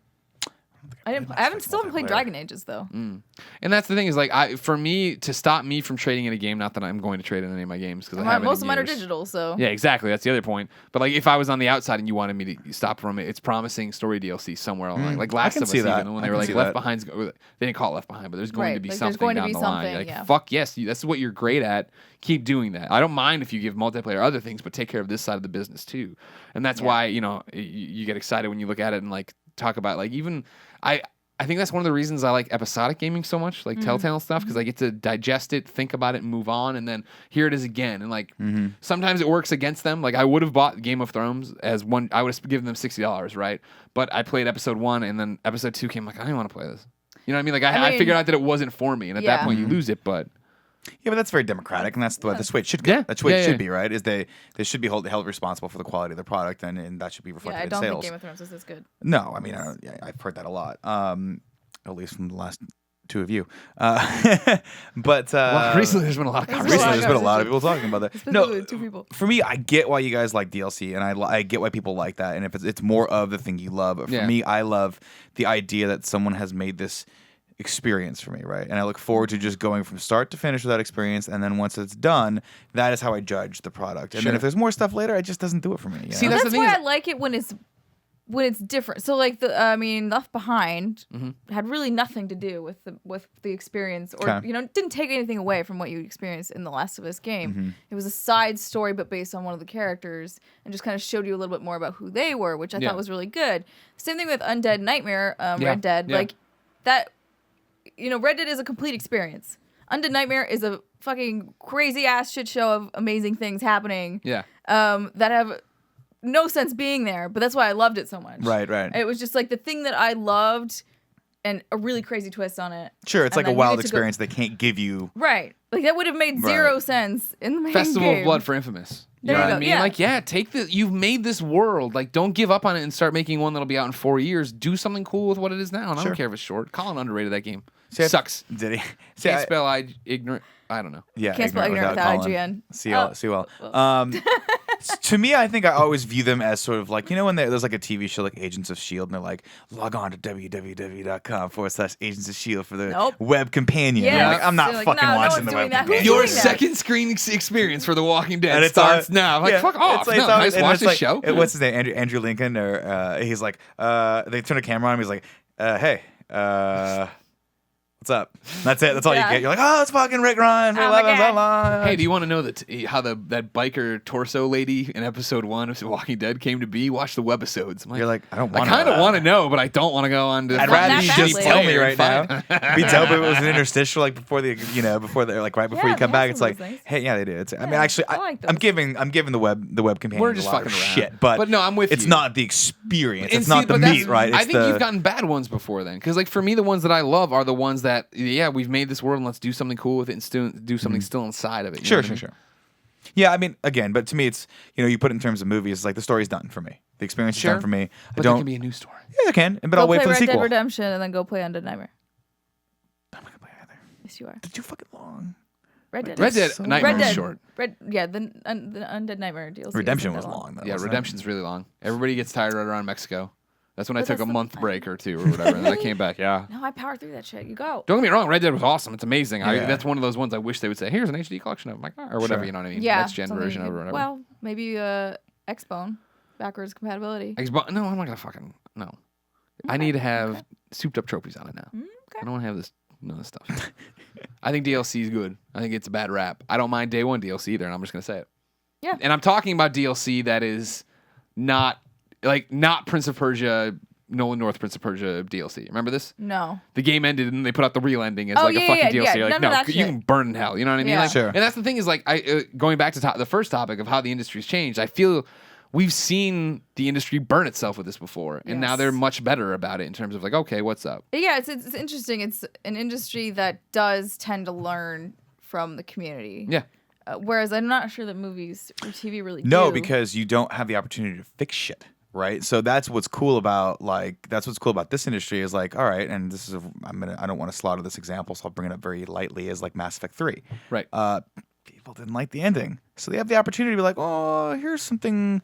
Oh, we that you left out can- these paintings at the end that really explain everything. Right, it but was you know what I not, mean? Like though. if Yeah, I know. you- I It know. did I nothing. was doing this face. You can't see him. But you also have the opportunity to like, whereas you're watching a film, you're like, oh, that was kind of weird, right? Well, you can update that, right? Yeah. You Butterfly can- effect You style. can have someone just go to, you can download some You things can that play makes that it a little beforehand, easier, yeah. a little better, a little cooler. You have the opportunity to kind of fix the plane while it's still in the air with video they've games. actually updated The Witcher's combat, which is pretty interesting. That's interesting. And so Yeah. that's a perfect example of like, that probably made it a lot better, But I'm right? talking about more of like over the years versus on a single product. Sure, so like, sure. You know, taking anything, literally, I'm not that big into movies or TV, so No. I'm not sure. But Nashville. We love Nashville. we do I love Nashville. too. What up, Chip? But do you see what I'm saying? Like, have them being like, oh, we did this TV show and everybody hated the X, Y, and Z about Right. it. So now when we go pitch this other project, we'll fix those things. Like, No, yeah, what you get a lot of times, well, I would say it might be the same in games too. Is what you get a lot of times in TV and film is that you get like the Big Bang Theory, and then everyone wants to make a Big Bang Theory, right? Yeah, the and you're like, games do that oh, too. that's great. And games do that too. Yeah, open to a world. certain degree. We have all Facebook- these open world Facebook games game. hitting right now. Literally, Right. everybody make a Facebook game. And then that went away. The Yeah. industry Yeah. learned real quick that this isn't real. Yeah. But what I think that you see obviously in games is that there's a spirit of innovation interaction that you don't see in TV just by nature of it being a digital thing, and you're coding and you're making art assets and you're doing all these things, and you are constantly forced to figure out how to optimize something for a platform that's ever changing. Whereas TV and film and video, I mean, you film something, that doesn't change that much, and that doesn't change that much, right? There's no hardware in that that needs to be optimized for. So your brain and your team aren't constantly having to worry about that aspect of it. You're just worried about just the traditional aspects that really haven't changed that much in the last 80 years, I would think. Yes. Topic 3. This comes you. from patreon.com/kindoffunnygames, where Kenny Char backed us to get his topic read. He says, game endings that stuck with you the longest. Not necessarily the best or your favorites, though it would make sense that your favorite endings would also be the most memorable, but rather the endings that were most memorable to you. Mm-hmm. He has 2 that I'll bring up after. I don't want to get in your heads. Sure. I had a chance to think about this, and I will go first because I've thought about it. Because his examples are good. Okay. But the game ending that I think has stuck the most with me, one of the ones. There's 2 that spring to mind. One's I beat the dead horse on all the time on this one. But the one that really stuck with me was the end of Walking Dead season 1, episode 5. When that ends. I don't know if we want. Do we want to spoil stuff? Spoiler alert. Spoiler alert. It's been We're out talking forever. about game endings. You had your chance. Nick's doing the taps, and now we're in the zone. Obviously, it's not even so much. I mean, it's totally the death of Lee and everything else, right? But it's. I remember playing that game in you finished episode 4, I remember, and he had been bit, and it ends, and it was like, all right, I'm a big Walking Dead fan. It's like, are they gonna cut his arm off? Are they gonna get around this? Because too much time has passed. Too much time has passed. They're and you get back and they saw off the arm, and you're like, ugh, what a cop out. And it isn't that. Mm-hmm. And so then you have this entire episode where you're coming to grips with you're gonna die. Let alone that you get to the end and then have to you teach Clementine everything you know. Yeah, he's 7 or something, or something like that. 6, I think she 7. just turned 7 or whatever. That's how the guy and gets us. Okay, little girl. Here's how you shoot a gun. Yeah. You need to shoot me in the head. Yeah. And it's just what? It was so well done, and I'll never forget it. And granted, I'm playing it ahead of time in the theater at IGN with the lights off, and it's me, Job from IGN, and Casey, or I'm sorry, Job from Telltale and Casey from IGN, and the gun muzzle goes off and it goes black, and then it starts that somber song that take us back, oh take us back now. And I have the 1 tear roll down. Job is full on crying. Yeah, and it's just I don't cry at a lot of things, especially not most things in video games. What was that bad movie we went and we didn't see a bad movie, but it wasn't a movie you should be crying at that you were crying at, and I looked over at you and you're like, shut up. Yeah, it's as I've gotten older, I seem to cry more. Ant-Man. Was it Ant-Man? You cried at Ant-Man. Hey, it was emotional. I don't know. Anyways, but I've now lost my sense. Anyways, I was crying during that game. Yeah. You don't cry during most things. You're saying. What you said. So at the beginning of Mass Effect 3, when they do the kid and the kid blows up, and everybody's it's supposed to be this really emotional moment, I was like, I hate that kid. He was badly animated. I hated that kid. He was stupid. Yeah. Why? But Dana at IGN, she was like, "Oh, that was." She had a kid, and right? she had a kid. I'm like, okay, maybe this is a motherly thing, but I don't give a shit. And that was the thing that so my story with the Walking Dead ending being so memorable and being so devastating is I remember leaving IGN, getting a ride home, and still racking my brain, going over it, and then I woke up the next morning and I think took Porty for a walk, and I had my headphones on, and that song, I bought the song right away, and that song came back on, and immediately all those feelings rushed back, and even now, I just tried to describe it as there was a thumbprint on my soul from it, you know what I mean? Of it was always there with me, and then you jump ahead to Walking Dead season 2, episode 1, when episode 1, when Clem gets in and meets Luke for the first time and she's eating at the table. Yeah. And you have the choice on the option wheel if you want to talk about, you start talking about Lee. And I started talking about Lee, and then I started crying. Because that was the first time it ever, and that upon reflection of that, Porty's home. He's back. On reflection of that, it was the fact that I didn't cry. I thought I was crying saying goodbye to Clem, at the end of season 1. But in reality, I was crying saying goodbye to Lee. And that hadn't dawned on me till I was sitting there telling Luke about it at the table, and that's when I started crying again. And I was like, "Oh shit!" was like, Jesus. I thought I was in love with this little girl because traditionally I hate children. in love with But a in little girl. I wasn't. I was in love with a big black man named Lee Everett, and I still am. And I'm in love with Dave Fennoy too. David Noy is amazing. I'm not. But like that, I mean, like Yeah. like that's the big one. That is like, I mean, we're talking about what, nearly a year and a half probably, like Yeah. between those two moments, and like how much I think about that and how much that had an impact on me and why I love The Walking Dead. And the other one is Gone Home, which I always talk about on the show. Where I didn't really like it that much. you're stupid. It was okay. I finished it. Remember, the credits rolled, and I immediately walked in and hugged you, and I couldn't tell you anything about it because you hadn't played it yet. Yeah. And like that I was like, get out. I think you were playing Guild Wars too. oh. I was like, Because you couldn't. I was you like, I'm in wouldn't- a dungeon. Get you the wouldn't. fuck out of You here. wouldn't stop. I remember I had to kneel at the chair next to you and hug you like your torso because you were doing something. I was like, I'm like doing Nerd. fractals or something. This is hard shit. I can't be bothered with Right, it. right. Please go away. What stuck with you, Kristine? Well, you touched on it earlier, and I really, honestly, it pains me to say it, Mass Effect 3, and not in a good way. Oh yeah. Because you were Miss Mass Effect. I still love Mass Effect. Sure. I'm very excited for Andromeda, but the ending of Mass Effect 3 put me in a depression that I can't quite describe. And it's to the point where Mass Effect is normally one of those games where I would go play all the DLC. Sure. I couldn't touch the DLC. in that game. Yeah. I couldn't go back. I played the alternate ending or whatever, the better ending. I don't know, like that's not at all how I wanted things to go, and it didn't make any sense to me. Like the three choices made no sense to me. Yeah. So it just like sent me in the spin of confusion and bad feelings because I didn't know what was You were going drinking on. hard, And- doing coke. Because everything up to that point was beautiful. Yeah. Fucking beautiful. I cried Yeah. several times just because of like really poignant moments or whatever. And I was like, oh my God, this is so good. This is so good. And then as you're like running down to the Reaper and then it hits you and you're like, half dead, basically, like crawling. I was like, what? Yeah. What? Okay, well, maybe this kind of makes sense, I guess. Like you're gonna kill it somehow, even though you're basically dead. Yeah. And then coming up to the Citadel and it's like elusive man, like, like what is happening? What's happening? Yeah, I know. Where's what? Yeah. So it just left me feeling lost and confused, kind of. Sure, And sure. I switched, and loving that series so much, that's obviously not the way you want to leave it. So that was like the most heartbreaking game ending for me. For things that I thought were really clever, it's kind of similar to what you just touched on with Walking Dead, but with Red Dead, and I know I keep talking about Red Dead today, but That's a good game to talk about. that ending shocked me because I wasn't, you kind of like ride home after the last mission. Yeah, the you're like, main oh mission, man, you're this like, is a weird place for it to end. yeah, and you're like, okay, well now I've got my family and like we're gonna make some eggs or something, and we're gonna, I'll teach my son how to do some stuff, Yeah, and we'll yeah, go around yeah. the farm, and I don't know, it's like it's a weird happy ever after game which never happens. So Yeah. I was like, oh, that's cool. Like, so I thought that was how it was gonna be different. I was like, oh, this is gonna be different because it's gonna leave happy, and Right, you're gonna right, feel right. good, and then they just murder the shit out of you in front of everybody, and I was like. Oh no. No, I sat there. I think I sat there like slack-jawed for a while because I was like, "Are you fucking kidding me?" But then, as you take up the mantle as his son, I was like, "That's rad." Yeah, that was a like, smart this is really call. cool. And then you can kind of take over. Then you have like the one final mission where you get your revenge for your father, and I was like, "I like this. I Yeah. like this a lot." That was a well done one for sure. Yeah. Now, Interesting. Nick, you're in an interesting spot. You Yeah. haven't played as many games. As I haven't really finished that many games either.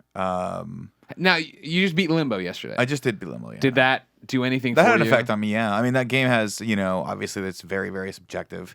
They don't give you any context to what's going on in the story whatsoever. I guess we're getting into kind of spoilery territory here. I spoiled the shit out of everything. You did, that's great. Even though, to be perfectly honest, I don't know how Mass Effect ends. I stayed blind to it, It's Yeah. either green, red, or blue, right? Yeah, it's like, and none of them are good. They're They're all just- very similar. and I do want to preface this. I still respect the hell out of all those developers. Like, Yeah, Sure. no, They're- that's but, that's yeah. the problem that honestly, I'm sorry. That's one of the problems with the whole conundrum here. Yeah. is that people went so fucking crazy about the ending that you felt like you couldn't say and you couldn't be critical of the ending Right. and not be like, and not be like, You I can't- fucking hate all of them. you can't they immediately suck." preface yeah. like, yeah, guess what? I didn't like the final 20 minutes of Mass Effect 3. Right. The fucking 80 hours before it Right. were fucking awesome, with the Amazing. exception of Mass Effect 1, which sucked, but Mass Effect 2 was really good. And Sure. 3 was expanding on that. Sorry, I forgot this one part. I just want to bring it up really quick. So, the Mass Effect 3 ending affected me to the point. So this was recently. This was like a few months ago. I was just rolling through the internet, and I was looking at fan art, and I happened to see some fan art that someone drew of Commander Shepard and Caden, and it was like a wedding on the Citadel, and I nearly lost it at my desk, and I'm almost nearly losing it now because I was just like, no, like I needed that, like I needed something. Like I can't stand the thought of like Caden being alone. This is really pathetic. Please It's talk. not. Please talk. No, so No, keep going. You're doing great. That's good though. Like here's the deal though. Like Also, Caden that, sucks. Caden doesn't suck. Fuck you. that just means that these stories are impacting, right? Which is Yeah. good. That means they're having an effect, which is good. And to me, like I don't know that I've had that experience just yet. Sure. I don't know that I've actually sat and played a video game and been like, shit, that was as powerful as the ending of The Dark Knight to me. Where at the end of The Dark Knight, I had that experience that you're talking about, where I walked out of the theater and the world around me was just a little different. Yeah. Just a little different, and it'll never be the same again. Right. And so, you play a game like Limbo, like I finished it last night, and it was cool. It was very awesome and very avant-garde, and it has sort of an ending where, I don't know. Do you remember vaguely the ending of Limbo? Yeah, when you smash through the smash glass. through the glass. It's your sister, right? You're getting your sister out of Limbo Yeah, or well, whatever. you're trying to find her the whole time, and she's like sitting on the grass, and you walk up to her, and she looks over, and then it kind of. Gotcha. Yeah. So that's was awesome, right? Yeah. Now, for the record, how I was talking about Purgatory and your sister and all that. None of that is explained in the game. Yeah, no, I Okay. didn't know that it was I your remember it sister. from I just previews knew and you were- interviews. I knew you Previews were and looking interviews. for someone. Yeah. And I knew that because the game is called Limbo, that you're in limbo, and and then if you're going off of any sort of religious aspect, like a kid that dies before a certain age is in limbo, right? Isn't that the way it's supposed to go? Well, Or if you're not baptized. baptized, you go to Limbo or sure. Purgatory. Purgatory, rather. So I mean, I kind of What's the brought. difference between limbo and purgatory? I think they're a different synonym. names. But Yeah. I mean, like this is also I don't really know. I don't want to get that wrong, and I don't want to offend anyone out there that's hyper religious. I was Like, more you idiot. when I was in Catholic mass, I was way just more fixated on Jesus' abs because he had some killer abs. He What about the was food? fucking The host? cut up I like don't know. Jared Leto, No. man. I never went to church, so I never no. got to experience. Did your Jesus look like Jared Leto?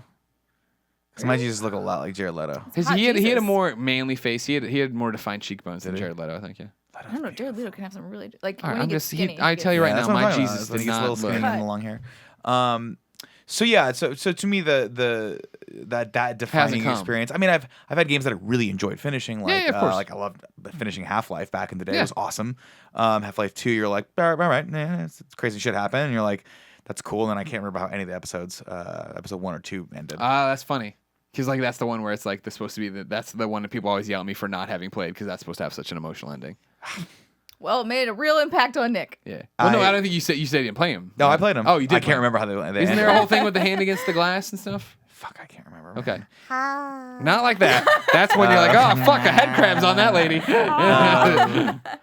Yeah, I But mean, no, I'd have this to is go. what's- I'd that's have to what- go way back. The problem I have with it too is like I feel like since you haven't, it immediately then had that experience. I could just flood you with games to play right now, and I feel like by even mentioning them in that breath, you then go in with that expectation. And Sure. then you get there and maybe you don't have Like that I know The Last interpretation. of Us has an amazing ending, right? Yeah. Or I actually know the ending, which is unfortunate. Sure. Oh, that is unfortunate. Well, whatever. I mean, It happens sometimes. I like sometimes just hearing the stories too. To me, and I think that there's a certain fun factor for that. Like Right. hearing how Mass Effect ends. To be perfectly honest, you just saved me like 50 hours. That's awesome. Yes. And knowing that it has an impact on you, whether positive or negative. Because by the way, a negative impact is not necessarily bad. A lot of films that I've watched ended, and I'm like, I don't want that. No, I'm Yeah, sorry. yeah. That's not Yeah. cool. Obviously, this is a different experience than what you're talking about because a lot of people were like, that just is fucked up. But at no, the same I mean- time, No, I there's just think it's something to more- that, right? I think it's that people feel more invested in a game they've played for 300 hours Exactly. versus a movie they've watched for 2. Oh, absolutely. You know, so but it's at the like, same that's time, why they think the outrage is a little bit more intense on those kinds of things. but there is it also, and let me ask you Corey, this. what are you licking? You're not at the zoo anymore. Knock it off. Act like a real dog. He's Eating looking the at floor. It's like I'm just gonna walk to the other part of the floor where you can't see me and look at. He's not that smart. He is Yeah, sometimes. knows. Oh, well, Colin's Who's that, here. Porty? Is that Colin's Colin? here. Go get him. Porty, come here. Porty. You look at some of the most classic works in literature, the most classic works in film, and some of them just don't end the way you want them to end, right? Yeah. And most notably, and obviously most famously, is the example of Romeo and Juliet. Spoilers. That every time I've seen any depiction of that, I'm like, wonder if they'll change this one now. You can't because it's a tragedy. Taylor Swift did. So Did she? Yeah, she did. Well, Taylor Swift can the do song "Love Stories." what Taylor about Swift her. wants to do. Yeah. But at the same time, it doesn't have the same impact, right? Those people have to Yeah. die. That But has see, to be like tragic. this is what's fascinating about what Has we're to talking leave about you with here. a gut-wrenching feeling in your It does stomach. because not everything in life is happy. We're talking I think about that's kind of what they were going for in Mass Effect, but they could have done it in a way should- that to me made more sense. Like, yeah. I think it was just out of left field Sure. it was. That struck me. I was like, what? But I think what everyone wants is they want the bad Dark Knight boy. Rises ending, where you're like, I already forgot that. What he's was it? dead. Oh, he's not dead. He's drinking Fernet Blanca or Fernet Blanc, whatever it was. Fernet. In Europe, and he's like, oh. Yeah, and it's he like, gets to live I'm happily really ever just after. banging Selena Kyle over here. Don't worry about Don't it. worry, Alfred. Yeah. Sorry for your months of grief. Yeah, what a So dick. You get that man's a dick. Sorry for giving no training to the cop who's about to go out and get fucking murdered he's gonna because get he doesn't murdered. know hand-to-hand combat like Yeah, that. He well, didn't train you with know. fucking Ra's al Ghul. Yeah. Yeah, I Dark mean, Knight so I think sucks. everyone wants that. It does suck. That's everyone's preferred ending, which is like a little bit of tragedy. Oh, wait, just fooled you. That heartbreak that you just felt, while meaningful. Don't worry, it really is a happy ending. Well, this is what you're talking about. We're that's a talking cop-out. about earlier. We were talking about how the industry's changed, right? And the drive, and I think the fact that we can't argue. It can't be argued that games are art, but the problem is that when you try to argue with somebody that games are art and they don't believe you or they don't agree with you, it's because they haven't played the right games and they don't have that Sure. interest to do that, right? So like for you, it'd be like, well, play Limbo, and play Limbo. Last of Us, and do you know what I mean? Or Play not, Limbo and watch my wife watch you play Limbo. Play Journey. You know what I Right. mean? Play all these games that where you are left with an ending you need to interpret. Or Last of Us is a game that ends, and I was like, I'm not gonna spoil that one. I feel like that one's too fresh. Yeah, and that's don't too, do that one. But Not for these people, That was not the one that where it ended, and I immediately started texting Neil, and I was just like, I can't believe this. And I was like, and he's like, well, that's your interpretation of it. And I'm like, I know, but I mean, like, there's a moment at that ending where you're like, you're presented with a choice, and I'm like, all right, I don't want to do this one. I'll wait for them to tell me about the other one. Oh. There is no choice. This isn't traditional video game bullshit where it's like, now you go A, B, and one of the endings. It's like, no, this is our story. We're telling you a story. This is our vision. This is our narrative. You're part of it. Yeah. And so it becomes like you've been playing this whole game as like, I'm making the choices I'm going to make and do the I'm things in I would control do. of my destiny. And then you get there and you're like, oh You're no, not. Naughty Dog's been telling me a story masterfully. Yeah. You know what I mean? And I think that, for me, for Limbo specifically, like, to me, that doesn't need to be necessarily a cut and dry. I'm not. Go. I was like, someone's got shot. For those of you who didn't hear that, okay. a door just slammed. I'm really skittish too at loud noises, just FYI. So is Portillo, but he looks like he's fine. That's why we like each other. Let me clarify. I don't need there to be a definitive ending to something. I don't need there to be like. I don't mind if there's choices that lead to different endings. Oh, and no, there's, no, like, no. choices, I things was like not. that. So, I think you were saying. Yeah. But I don't also need it to be 100% cut. I don't need it to be laid out for me. Like with Limbo, I You don't. like I'm variety. not. Well, it's not even about variety. It's about there was an emotion behind Limbo that was Yeah. there. It was an undercurrent of emotion that I don't need to know who that girl was. Yeah. At the Yeah. end. Yeah. To feel what I felt, and I was impacted. I got to the end of that. I was like, Would your feelings change if you knew she was a stripper? That has no connection made to me that happier. man whatsoever. Maybe look forward to Vegas. It's a tomorrow. random girl. Yeah. Random girl Yes. sitting- No, I mean maybe There sure. is but, no obvi- GameStop Expo, obviously Kristine. we're just going to the Olympic Gardens. Is that a strip club? That's very much a strip club. I think it's more of a brothel, actually. But that's my thing is like, no context is very powerful. It doesn't mean, it would. It would definitely change it if I knew she was his sister or his Something mother else, or him or whatever. I don't know, his girlfriend or, a childhood love or something like that. But to me, it was just someone that I knew that was important to him. And that's someone that he'd go through heaven and hell for to get to and to save. And that's all that matters, really. And that's why that game was, I mean, I'll remember that ending. Have you read through some of the fan theories? Because it's interesting how simple that ending is, and yet how many different interpretations there are of it. So you should go like on Reddit and look it up and start reading, because it's just I found it really interesting. Sure, I might. But to me, also like maybe I will. Maybe I will do that because I would like to see what other people's interpretations of it, and I think that's that. But when you talk about games as art, that is the power of art right there. Yeah. Is that it is an undefined thing that has an emotional impact on you that is different from you. Like from the three of us could look at something completely differently and have different emotional impact to it, but we still have a reaction to it, and that is Limbo was dope. That was a really good game. I'm glad I played I'm it. glad you did. There's a lot of other stuff you need to play now. You need to play Journey. I want to play We Journey. need to play Journey. I do want to play I'll Journey. get you code after this. Pretty That'd be short, too, awesome. so- It's super short. That's 2 hours. That's totally Yeah. a movie. You sit Yeah, there and I do it. will totally do that. Do After watching you talk to Genova for, Longer than the game. Yeah, for longer than the game. I was like, fuck, I got to play this. And I love the idea behind it, right? I love just the simplicity of it, and that there's not a lot of, there's not characterization. There's not a lot of things that are being told to you. It's just it's a piece of art that's moving, and then when it's done, it's done. That's it. Yeah. Yeah.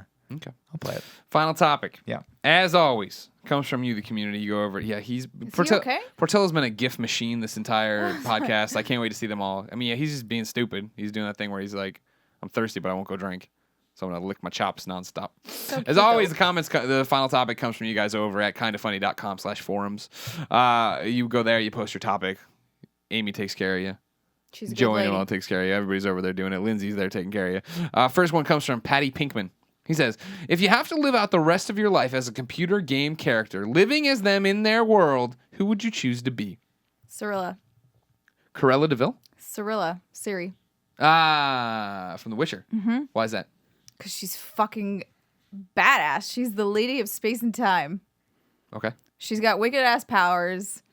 And that, I mean, let me clarify on one of the good endings is what I would See, that's the problem. You don't know her. which ending you're getting either. You don't The know. one that I got. I'm going to go Okay. based on the one that I got. I Okay. would totally be her forever because she's got the coolest powers I've ever heard of. Sure. And she's like basically trained to be a ninja kind of, with the Witcher power, like Witcher training. So like nothing will kill you really. Like you will just go about your life enjoying everything and just being awesome. Because there's a lot of like really shitty worlds. Yeah. No, that's what I was going to say. My initial thought was Mario, because I was like, oh, he's going to be relevant forever. And then I'm like, wait a minute. You have to jump on your a entire daily life. basis, that man goes through fucking hell. And just He gets the terrifying things are He thrown at gets him the all princess time. back, and then the next week she's kidnapped God. again. And like, There's fucking he's weird-ass mushrooms with teeth giant coming after mushroom him. with teeth, big, like you walk over a pipe that you're supposed to fix, and something just comes out and fucking eats you. No thanks. Yeah. No thanks. I think maybe I would strive for something a little bit more simplified on that one. I don't know, Greg. What would yours be? See, this is a tough one. You go around on. I think that, I mean, like, these aren't my picks. I have a pick. Okay. It's not going to be who you think of it. But you're like, oh, Cole from Infamous. That'd be cool. Have electricity powers, all these cool things. It doesn't end well for him. Yeah. Spoilers, he's dead. This was covered before Second Son. So I was like, Nathan Drake. But again, he can't keep it together with Elena. Right. Not to mention he kills 15,000 people. Right. Yeah, but he's so good. This is looking. it took me I was like sat there because I read through a couple of them and I was like there's the point of the video game story is that there's struggle. Conflict. There's conflict for everybody. So that's why I picked Siri because she's awesome. And you know who I'm picking because I think it's the right balance of strife and pleasure. You from Persona 4. Just be your character from Persona 4. You get a great family. Yeah. You get Nanako. That's actually a really good one. Nanako's gonna be there. I'm big bro to her. Ooh, That's, you I can love bang her. Rise. She's a character I love. That's the thing. Rise is all up on your jock. And the game, of course, Nick, I know you'll never play the 90 hours yet. But just imagine if Taylor Swift was like, I'm done being Taylor Swift. I'm going back to high school. She's high school age. I'm going back to high school, and she's infatuated with you. Yeah. That's it's like Rise. the greatest thing of all time. Her dungeon's a strip club. Her dungeon's a strip club. That's hot. Yeah. Yeah. Don't get me wrong. I was a Chie guy, so maybe You're I'd go. dumb. Well, you know what? Again, I knew I wasn't just gonna. kidding. I wasn't I love gonna you, bang Aaron. out with anybody. So I'm But just yeah. saying. Yeah. But I have cool powers in the Shadow World. I have slick dance moves in Persona 4 dancing And all night. everybody, that's a good one too, because like literally everyone likes you. Everyone likes Everybody you. wants to be your friend. I get to live in Japan. Yeah. I get to live in Inaba, and then I also get to go back and hang out in Tokyo, where I'm real friend with my dumb parents who never show up and say anything. It's weird.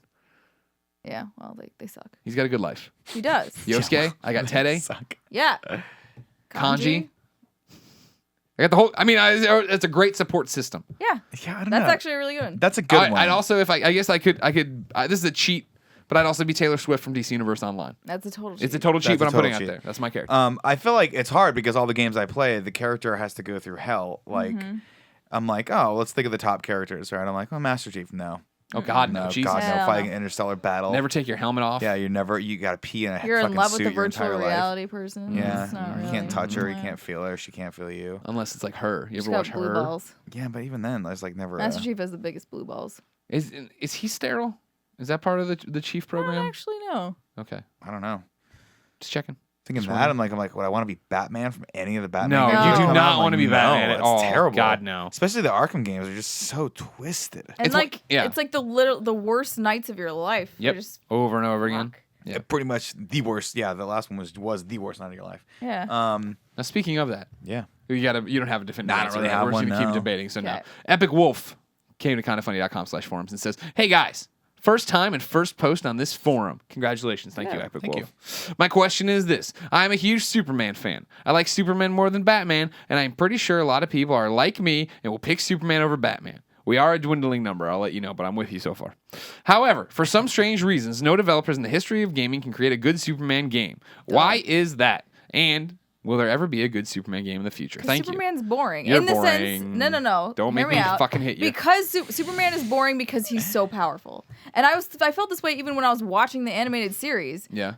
The Justice League animated series. And I was like, this is stupid. Like, these fight scenes are stupid. Superman could just murder all of you in 20 seconds. And instead, you have to drag it out because the episode needs to be a certain amount of time, so they have to, like, talk, oh, I'm Superman, well, I'm going to try to reason with you. Batman and talks then, too. But I know, but I'm just saying, like, anytime Superman's in a fight, I rolled my eyes. Because I was like, you could just take them out in the blink of an eye, and then there's no risk. So, like, literally the only thing Superman is vulnerable to is kryptonite. So the game would just have, somebody would have to be running around with a bunch of tiny little pieces of kryptonite for you to feel any sort of threat in a Superman game. Whereas Batman, you are a human. You can get shot. You can get killed. You don't really have any powers. You have some, like, really cool gadgets, but... For sure, Batman lends himself better. It's more he's easy. interesting gameplay-wise, whereas gameplay-wise for Superman... Flying would be really cool. I feel like that's what I was going to say. Like, Greg, I mean, I don't want to spoil anything for you. One day you'll unleash the world your idea for the ideal We need to make Superman. that video still, because I have a whole thing laid out on how I would make it all told work. me that, and I was like, that sounds like a really fun game. My only concern is that, like, I don't think the tech's available yet. Oh, it's there. No, it's there. To make a Superman game like it should be made. Now flying has got, like, I feel like you can do flying now. Whereas before, I think you were playing, what was it? N64? Oh, God, yeah. It's, like, it's Super garbage. 64 is but horrible. They've got things like Infamous where you're basically flying. You've got the hover thing, so they can do it now. But even that, I mean, like, the problem with Superman is the fact is that you need to explain to the audience how powerful he is. In the animated series, the original, the Adventures of Superman animated series that led into the Justice League, like, I remember them being very clear that he could theoretically be killed by conventional weapons. Like, a tank's going to hit him and he's going to go down. And, like, you know what I mean? Like, he's not going to just stand there and take everything. But then, exactly. As it goes further and further, that gets lost. It gets buried. The lead gets buried. And he is just destroying everything. I feel like... I'm sorry, go ahead. No, I mean, it'd be like, if it was anything with soldiers or real people, it makes zero sense. Because you're just like paper people, you're just, like, just laser. But that's playing into my game that I've pitched to Nick and the guys, and I think maybe you were just talked about here or there. No, okay. You never told me this great idea. I don't talk. Well, I know you'll steal it. He told it live to me, but it took, to be fair, it took about 45 minutes longer than it should, because I'm like, wait, stop, go back. What is that? Like, that's the whole thing. And he's like, oh, it's based on this thing. Just don't play around with the humans. You know what I mean? Like, it doesn't have to be. You don't have to do that. Well, no, but I think the key aspect of what you were talking about was that in any good story, there has to be constraints. There has to be rules, right? You cannot have, like, if you look at bad movies, especially bad superhero movies, are the ones where the constraints of the world aren't very well defined and set up. Yeah. And so that when the character does something that you haven't really said he can or can't do, you feel cheated as an audience member. And it's the same with games where... and same with Superman specifically, is that we have to know what his limitations are. He has to have limitations. They don't have to be human limitations that he gets shot by a bullet, he dies. But we do have to know what his threshold is so that we can then bring a villain in that has a slightly higher threshold for that to be something what you're talking about, which is there has to be consequences and there has to be something at stake. Mm-hmm. He has to have skin in the game, and if he doesn't, if he can't be killed ever, then what's the point? Like, who cares? What is this? Yeah. But I think Greg has taken care of that fairly well. I look forward to hearing video this soon. later. And when I say soon, I don't mean anytime soon. Soon TM. Maybe by the end of the year. Maybe by the end of the year. Sure. We're not going any more places, really. No. We're staying home for the most part. Hello, Porty. Porty looks like he's growing out of your armpit right now. He is. He's growing out of my wiener's gone rogue. Look at him. He just doesn't know what to do. He's like, he's trying to fight it, and now he's just like, you know what? I'm just gonna sit back down exactly where I was. Getting too skinny. He's not getting too skinny. Philip Morsden writes in and says, do you think we will ever see remastered versions of the previous Mass Effect games prior to the launch of the next one, like we see with the Uncharted games? I don't think you'll see prior to the launch. But maybe. I'm surprised we haven't. Remember, these listings always get kicked up every so often. That there's like the Mass Effect collection or whatever, and there's different things. I'm surprised. I thought it was going to be for this holiday. That was one of my E3 predictions. that you would have timed yeah, your I'm not at sure, When's because- Andromeda Andromeda. supposed to come out? Huh? When's Andromeda supposed to come out? Nah, 2016? Yeah, I think it's next Fall fall 2016? 2016. Yeah, it wouldn't be so that could surprising, easily though. slip. Yeah. Yeah. They've been working on the game for forever, it feels like. Sure, but I mean, they want it to Yeah. be good. They want it to be perfect. No, right? I'm take your time. But Yeah. it's just funny to me how it seems like there's a new tease like every year at E3, and it's like the tiniest little thing. Yeah. Like, this year it was pretty much. I mean, there was a CG trailer, and then the name was the reveal. Like, come on. Yeah, it's been a while since Mass Effect 3, though, right? Hasn't it Yeah. been like Yeah. 4 years? Oh yeah. It's been a while. Yeah, I mean, that'd be awesome. I would actually go back. I would love to go back and actually play Mass Effect 3, but I doubt that I will. I'll probably just go straight into Andromeda. Again, it's for me, I'm like, I'll just read the story and read some blogs on how it Read ended and just go Wikipedia? into it. Read Get that Wikipedia. Yeah. No, I would totally be. Maybe not now. It's like when we were making E3 predictions, I was like, "Fuck yeah, I'd love to have those games." And now that there's just so much stuff coming out, though, You think we'll? And You then don't I think we'll see wonder- something about it next year? Whoa, if we're gonna see it, we'd have to, yeah. But I don't know. I don't want to put it past them. But then again, now backwards compatibility. That's what I was gonna say. I was like, I wonder how much backwards compatibility is gonna affect what developers choose to spend their money on, because it takes time. It doesn't take as much time, but you just still have to port all that stuff. Mm-hmm. And if you don't feel like there's gonna be that audience for it because they can just put the disc in that they already have into their Xbox Right, and then right. unlock it for free. I think people would. I think Mass Effect's big enough so that people would actually consider buying an up-res version of that game, though, Sure. like a Legacy Collection or a Collection Series. I think people would buy just for nostalgia factor too, just to see Sure. what it looks like it runs on the new console. Right. Was it? Was it Xbox exclusive? Mass Effect. Well, number the one first was. one First was. one It's was. not anymore. Like they had a collection on PS3. All right. So you still, you still have all the PS4 it was published audience. by Microsoft. They had a Right. collection with one on it. Yeah. Oh, my apologies. Or it has Mass Effect 1 has released on PlayStation. I Okay. can't remember in what form, if it was Got it. Interesting. single or in a bundle. Single or bundle. Single or bundle. Next Guys. question. Yeah. No, that's it. We're stopping. No. What I'm gonna do, I'm gonna insert a mid-roll because this was brought to you by a new sponsor. A new challenger is approaching. If Kevin was editing this episode and not me because he's sick, I'd make him put in like the new challenger text, you know, from what's the game? Street Fighter. Smash Brothers. Gotcha. I don't know fighting games. I was gonna say Capcom, like Marvel vs. Capcom. A new fighter has entered the ring. And it's DraftKings.com. There you Your go. season-long fantasy football lineup is locked in and ready for action, but you don't have to wait until Week 16 to get paid. Put your fantasy skills to the test starting Sunday at DraftKings.com, America's favorite one-week fantasy football site where you could kick the season off by winning $2 million. It's a lot of money, Kristine. That is a lot of money. Can we get it? What? Can we get it?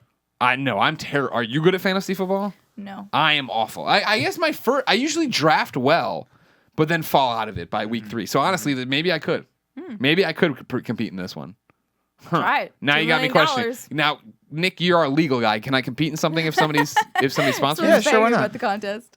Oh, you're okay with it? I mean, I'm fine with it. All right, DraftKings.com. It's the biggest fantasy football contest ever. $10 million in prizes are up for grabs, including $2 million for first place and $1 million for second. 1 week fantasy means no season-long commitments. It's fantasy football on demand. Play when you want, where you want, with the players you want. See, I said when you want first, but it really said where you want first. Then I had to do it all in my When you head. want. Hurry to DraftKings.com now and use the promo code KindaFunny to play for free for a shot at the part of $10 million in Sunday's Millionaire Maker event. Enter Kinda Funny for the free entry now, only at DraftKings.com. That's DraftKings.com. .com. God bless Expedia. Remember them? Yeah. They did that. They introduced that. Those were the Did days. you ever think that when you heard that the first couple times that .com that you would stick with you forever? No. I Yes. also the Like first. 10 years later. Instant recognition. I was like, what was it? And you're like, God bless Expedia. I'm like, that's right. I never thought the first time I saw the Fandango sing-along commercial in a movie theater that'd be, "We got your movie tickets. We are Fandango. Yeah. I liked Nope. I liked the. You go to the movies enough. Apparently not. Oh yeah, no. Fandango is one of those properties, one of those sites where I'm like, this is gonna die, and it hasn't. No, And I use it it a all the lot. time. I Yeah, know. yeah. It's true. We use it. So there you So go. Go to weird. We use it. DraftKings because they give us money in Fandango because we like it a lot. No, go to DraftKings. I don't know. No, I think you probably could. By the way, I think what you're asking was if you work for DraftKings, Yeah. you're not allowed to compete. Probably, but Sure, you but probably- me, I you could. This is just You can an probably use their ad, service. so I don't yeah. think you can do. I don't think if you work at a company, you're allowed to compete in like a sweepstakes that they're having Correct. because you could then fix it. But DraftKings, from what I understand, is it's. I mean, it's Could they just like fix it anything for else. me though? I mean, I'm sure if we found someone at DraftKings, they might be And able we to. But held that them would hostage. that would probably be like a federal offense, so they probably wouldn't be Well, I don't agree with inclined to that. do it. That's why we have to hold them hostage. Yeah. Oh, that's fine. Like That seems with a that gun or seems with like our, a with real our crime. sexuality. See, that's a No, real crime. It's fine as long as Hold nobody them finds hostage out. with our sexuality. Yeah, like watch. All right. Check this out, Greg. Yeah. Don't leave. There's so much to do. Greg, your thighs, they look so tight. Tweet. I want to touch them thoroughly. Ladies and gentlemen, that's again the Kind of Funny Gamescast episode 35, the first and last ever. Thank you so much for being a part of it. Remember, you can get this episode and every other episode early over at patreon.com/kindoffunnygames. We post them each and every Friday. But if you don't got no bucks to toss our way, don't worry about it. Head over to youtube.com/kindoffunnygames. It's so weird. Just a little switch of the Game Over Greggy show verbiage for this. I can't do it. You're doing great, though. Thank you. You're doing better than Tim does normally. Thank Tim's you done very like much. 34 of these. youtube.com/kindoffunnygames. Each and every day we post it topic by topic, day by day, until we post the entire show there and on podcast services around the world. Nick, thank you for not getting sick. No, This would have been Guys. weird without you. Thanks Kristine. for including me. I'm always happy to talk Thanks for games. getting everyone sick. Thanks for getting everyone sick and coming over. Everybody go visit you, SteimerSays.com. YouTube.com/Steimer. Yeah, but Steimer Says links to everything. I know, but they don't. You know, when people watch the YouTube videos on a site, they're less. You don't really click subscribe there. You know? That's a good point. Okay, I take it So. back. It's fair enough. Until next time, it's been our pleasure to serve you.